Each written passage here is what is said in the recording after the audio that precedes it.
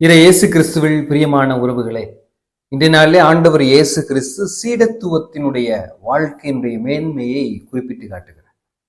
சீடர்களை ஏன் ஆண்டவர் இயேசு கிறிஸ்து அழைத்தார் என்பதை நாம் தெரிந்து கொள்ள வேண்டும். அதாவது இயேசுவினுடைய பின்பமாக இருக்க சீடர்களை அழைப்பு விடுக்கிறார். அனைவரையும் நேசிக்கவும், நோய் நொடிகளை குணமாக்கவும், பேய்களை ஓட்டவும் என்ற பல்வேறு காரணங்களுக்காக நற்செயல் புரிவதற்காக சீடர்களை ஏற்படுத்தக்கூடிய இயேசு கிறிஸ்து இன்று தனக்கான அந்த 12 சீடர்களை அழைப்பதை குறித்து நாம் பார்க்கிறோம். எனவே நாம் நிழலில் இருக்கிறோமா இல்லை நிஜத்தில் இருக்கிறோமா என்பது மிகவும் முக்கியமான ஒன்றாக இருக்கிறது. இந்த வாழ்க்கை என்பது என்னவென்றால், நம்ம ஒருவரை மன்னிக்கும் போது நாம் இயேசுவினுடைய பின்பமாக இருக்கிறோம். ஒருவரை நாம் அவருடைய தவறுகளில் இருந்து விடுதலை கொடுக்கும் போது நாம் இயேசுனுடைய பின்பமாக இருக்கிறோம்.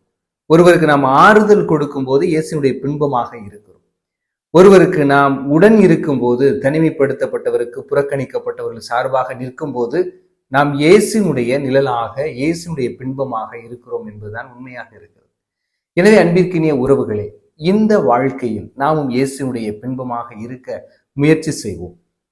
12 சீடர்களில் 11 பேர் இயேசுவினுடைய மாதிரியாக வாழ்ந்து காட்டினார்கள். சாட்சிய வாழ்வு, இரத்த சாட்சிகளாக மறிக்கக்கூடிய சூழ்நிலையை நாம் பார்க்கிறோம். ஆனால் ஒரே ஒரு சீடராகிய யூதாஸ் இஸ்காரியோத்து மட்டும் இயேசுவை விட்டு பிரிந்தார்.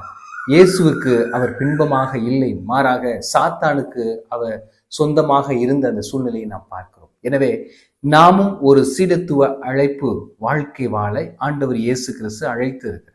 இந்த அழைப்பை மேன்மையாக பயன்படுத்தி நாம் மென்மேலும் வளர வேண்டும். உதாரணமாக பார்க்கும்போது, புது வீடு கட்டும் போது பார்த்தீங்கன்னா, கொஞ்சம் கட்டி எழுப்பிய பிறகு சாரம் கட்டி அந்த புது வீட்டை மறைச்சு வச்சிருவாங்க. அது மறைக்கிறதுக்கு பயன்படுத்தக்கூடிய கம்பு, அந்த தட்டிகள் எல்லாம் இருக்கும். புது வீடு திறக்க போகின்ற நேரத்தில் அதை அனைத்தையும் பிரித்து ஒரு மூலையில் வைத்து விடுவார்கள்.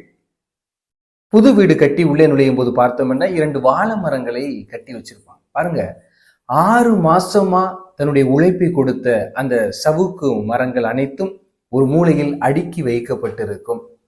ஆனால் புதிதாக வந்த அந்த 2 வாழை மரங்களை அன்றைய விழா நாளில் கட்டி வைப்பார்கள். அப்பொழுது வாழை மரம் சவுக்கை பார்த்து சொன்னதாம், நீ என்னதான் பயனுள்ளதாக இருந்தாலும் இந்த நாளில் நான் தான் முக்கியமா இருக்கிறேன், உன்னை தூக்கி போட்டாங்க பாத்தியா அப்படின்னு சொன்னான். அதுக்கு சவுக்கு மரங்கள் அனைத்தும் இணைந்து சொன்னதாம், நீ இன்னைக்கு ஒரு நாளுக்கு தான் கதாநாயகன், நாங்க என்னாலுமே கதாநாயகன். இன்றைய விழா முடிந்தவுடன் உன்னை தூக்கி குப்பையில் எறிந்து விடுவார்கள். நாங்கள் அடுத்த கட்டடத்தை பணியை தொடங்க எங்களை பயன்படுத்தி விடுவார்கள்.